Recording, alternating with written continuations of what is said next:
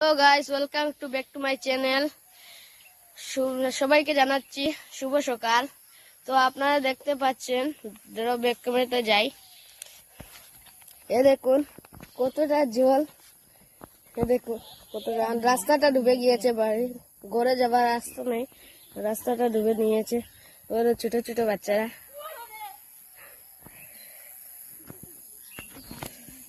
তো আমরা এখন আপনাকে নদী দেখাচ্ছি, আপনারা পেজের সাথে থাকুন।